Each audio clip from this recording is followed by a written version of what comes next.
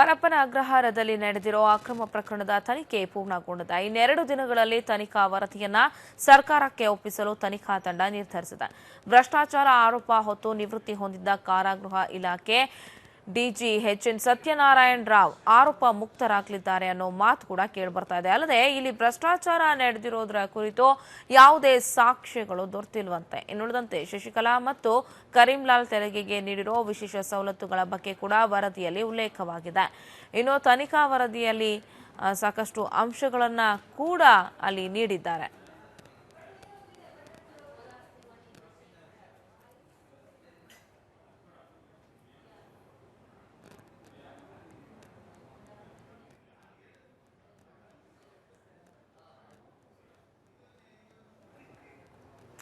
ಈ ಬಗ್ಗೆ ಮತ್ತಷ್ಟು ಮಾಹಿತಿಯನ್ನ ನೀಡಲಿಕ್ಕೆ ನಮ್ಮ ನೇರ ಸಂಪರ್ಕದಲ್ಲಿದ್ದಾರೆ ಪ್ರತಿನಿಧಿ ಗಂಗಾಧರ್ ವಾಗಟ.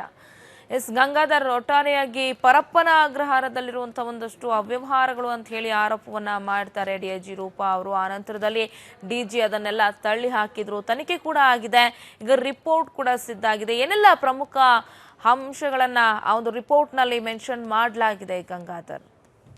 ಎಸ್ ಶಾಲಿನಿ, ಏನು ರಾಜ್ಯ ರಾಜಕೀಯ ವಲಯದಲ್ಲಿ ಭಾರಿ ಚರ್ಚೆಗೆ ಗ್ರಾಸವಾಗಿರುವಂತಹ ಪರಪ್ಪನ ಅಗ್ರಹಾರ ಅವ್ಯವಹಾರ ಪ್ರಕರಣ ಈಗ ತಾರ್ಕಿಕ ಅಂತ್ಯಕ್ಕೆ ಬಂದಿದೆ ಅಂತ ಹೇಳಲಾಗ್ತಾ ಇದೆ. ಈ ಸಂಬಂಧಪಟ್ಟಂತೆ ಏನು ಪರಪ್ಪನ ಅಗ್ರಹಾರದಲ್ಲಿ ಎಐಎಡಿಎಂಕೆ ಪ್ರಧಾನ ಕಾರ್ಯದರ್ಶಿಯಾಗಿದ್ದಂತಹ ಶಶಿಕಲಾ ಅವರಿಗೆ ವಿಶೇಷ ಸವಲತ್ತನ್ನ ನೀಡೋಕ್ಕೋಸ್ಕರ ಏನು ಶಶಿಕಲಾ ಇವರು ಅಂದಿನ ಡಿಜಿ ಆಗಿರುವ ಸತ್ಯನಾರಾಯಣರವರು 2 ಕೋಟಿ ಹಣವನ್ನ ಪಡೆದಿದ್ದಾರೆ ಅಂತ ಆರೋಪಿಸಿ ಡಿಐಜಿ ಆಗಿದ್ದಂತಹ ಸಂದರ್ಭದಲ್ಲಿ ರೂಪ ಅವರು ಒಂದು ವರದಿಯನ್ನ ಕೊಟ್ಟಿಸಿದ್ರು. ಆ ವರದಿಯನ್ನ ಪರಿಗಣಿಸಿ ರಾಜ್ಯ ಸರ್ಕಾರ ನಿವೃತ್ತ IAS ಅಧಿಕಾರಿಯಾದಂತಹ ವಿನಯ್ ಕುಮಾರ್ ಅವರಿಗೆ ಈ ಒಂದು ತನಿಖೆಗೆ ಆದೇಶ ಮಾಡಿತ್ತು. ಆದ್ರೆ ಕಳೆದ ಈ ಒಂದು ಪ್ರಕರಣ ಬೆನ್ನಲ್ಲೇ ಸುಮಾರು ದಿನಗಳಿಂದ ಏನು ನಿವೃತ್ತ IAS ಅಧಿಕಾರಿ ವಿನಯ್ ಕುಮಾರ್ ನೇತೃತ್ವದ ತಂಡ ಒಂದು ತನಿಖೆ ನಡೆಸ್ತಾ ಇತ್ತು. ಸಂಬಂಧಪಟ್ಟಂತೆ ಕಾರಾಗೃಹಕ್ಕೆ ಭೇಟಿ ನೀಡಿ ಅಲ್ಲಿನ ಕೈದಿಗಳು ಮತ್ತು ಜೈಲಾಧಿಕಾರಿಗಳನ್ನ ವಿಚಾರಣೆ ನಡೆಸಿತ್ತು. ನಂತರ ಇದಲ್ಲದೆ ಪ್ರತ್ಯೇಕವಾಗಿ ಡಿಜಿ ಆಗಿದ್ದಂತಹ ಸತ್ಯನಾರಾಯಣ ರಾವ್ ಮತ್ತು ರೂಪ ಅವರನ್ನ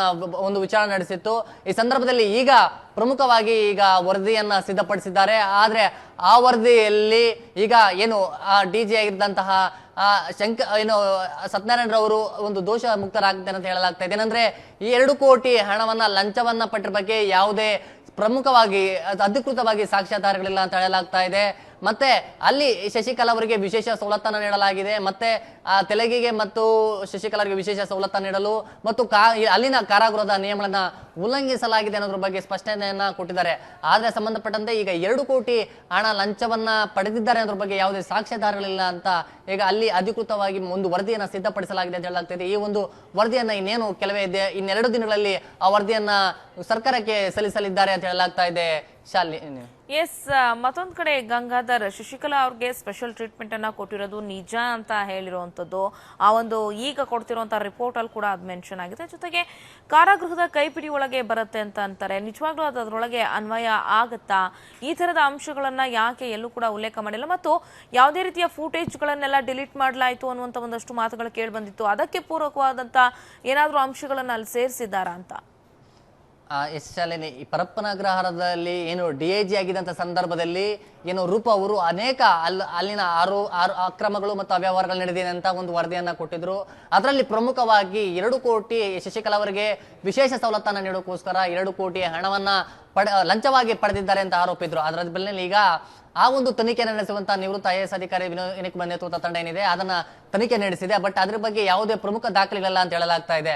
ಇನ್ನು ವಿಶೇಷವಾಗಿ ನಮ್ಮ ಸಂಬಂಧಪಟ್ಟಂತೆ ಕಾರಾಗೃಹದ ಕೈಬಿಡಿ ಪ್ರಕಾರ ಇವರು ಶಶಿಕಲಾ ಅವರಿಗೆ ಒಂದು ಸವಲತ್ತನ್ನು ನೀಡಲಾಗಿದೆ. ಮತ್ತೆ VVIP ಆಗಿರುವುದರಿಂದ ಅವರಿಗೆ ಒಂದು ಸವಲತ್ತನ್ನು ನೀಡಿದ್ದಾರೆ ಅಂತ ಹೇಳಲಾಗ್ತಾ ಇದೆ. ಮತ್ತೆ ಇನ್ನೇನಂದ್ರೆ ಕಾರಾಗೃಹದ ನಿಯಮವನ್ನ ಉಲ್ಲಂಘಿಸಿ ಅವರು ವಿಶೇಷ ಸವಲತ್ತನ್ನು ನೀಡಿದ್ದಾರೆ. ಮತ್ತೆ ಬೇರೆ ಪ್ರತ್ಯೇಕವಾದ ಅಡುಗೆ ಕೋಣೆ ಮತ್ತೆ ಇವರು ಉಳಿದುಕೊಳ್ಳುವಂತಹ ವ್ಯವಸ್ಥೆ ಮಾಡಲಾಗಿದೆ ಅಂತ ಈಗ ತನಿಖಾ ವರದಿಯನ್ನ ಸಿದ್ಧಪಡಿಸಿರುವಂತದ್ದು. ಮತ್ತೆ ಪ್ರಮುಖವಾಗಿ 2 ಕೋಟಿ ಹಣವನ್ನ ಪಡೆದಿರೋ ಬಗ್ಗೆ ಯಾವುದೇ ರೀತಿ ಸಾಕ್ಷ್ಯಾಧಾರಗಳಿಲ್ಲ ಅಂತ ಹೇಳಲಾಗ್ತಾ ಇರೋದು. ಮತ್ತೆ ರೂಪ ಅವರು ಒಂದು ಪ್ರಮುಖ ಗಂಭೀರ ಆರೋಪವನ್ನ ಮಾಡಿದ್ರು. ಅಲ್ಲಿ CCTV ಫುಟೇಜ್ ಅನ್ನ ನಾವು ಪಡೆದುಕೊಂಡಿದ್ವಿ, ಮತ್ತೆ ಇದ್ರ ಬಗ್ಗೆ ನಾವು ವರದಿಯನ್ನ ಕೊಡ್ಬೇಕಾದ್ರೆ CCTV ಫುಟೇಜ್ ಅನ್ನ ಎಲ್ಲ ಡಿಲೀಟ್ ಮಾಡಿದ್ದಾರೆ ಅಂತ ಒಂದು ಆರೋಪವನ್ನ ಮಾಡಿದ್ರು. ಆದ್ರೆ ಆರೋಪವನ್ನ ಎಲ್ಲ ಈಗ ಈ ಎಲ್ಲ ಆಯಾಮಗಳಿಂದಲೂ ಸಹ ನಿವೃತ್ತ IAS ತಂಡ ಒಂದು ತನಿಖೆಯನ್ನ ನಡೆಸಿತ್ತು. ಆದ್ರೆ ಈಗ ಸಂಬಂಧಪಟ್ಟಂತೆ ಈಗಾಗಲೇ ಎಲ್ಲಾ ಆಯಾಮಗಳಿಂದಲೂ ತನಿಖೆ ನಡೆಸಿ ಒಂದು ವರದಿಯನ್ನ ಸಿದ್ಧಪಡಿಸಿದ್ದಾರೆ. ಮತ್ತೆ ಕಾರಾಗೃಹದ ಕೆಲ ನಿಯಮಗಳನ್ನ ಅಲ್ಲಿ ಉಲ್ಲಂಘನೆ, ಜೈಲಾಧಿಕಾರಿಗಳು ಉಲ್ಲಂಘನೆ ಮಾಡಿರೋ ಬಗ್ಗೆ ಅದು ಸಹ ಉಲ್ಲಂಘನೆ ಮಾಡಿರುವಂತದ್ದು, ಮತ್ತೆ ಸಂಬಂಧಪಟ್ಟಂತೆ ಈಗಾಗಲೇ ಏನು 2 ಕೋಟಿ ಲಂಚ ಹಣ ಪಡೆದ್ರ ಬಗ್ಗೆ ಸಹ ಯಾವುದೇ ಸಾಕ್ಷ್ಯಾಧಾರಗಳಿಲ್ಲ ಅನ್ನೋದ್ರ ಬಗ್ಗೆ ಒಂದು ಸ್ಪಷ್ಟನೆಯನ್ನ ಆ ಒಂದು ವರದಿಯಲ್ಲಿ ಉಲ್ಲೇಖ ಮಾಡಿದ್ದಾರೆ ಅಂತ ಹೇಳಲಾಗ್ತಾ ಇದೆ. ಇದರಿಂದ ಏನು ಡಿಜಿ ಆಗಿದ್ದಂತಹ ಸತ್ಯನಾರಾಯಣ ಒಂದು ದೋಷ ಮುಕ್ತರಾಗ್ತಾರೆ ಅಂತ ಹೇಳಲಾಗ್ತಾ ಇದೆ. Shalini, yes, thank you Gangadhar ನಿಮ್ಮೆಲ್ಲ ಡೀಟೇಲ್ಸ್ಗಾಗಿ.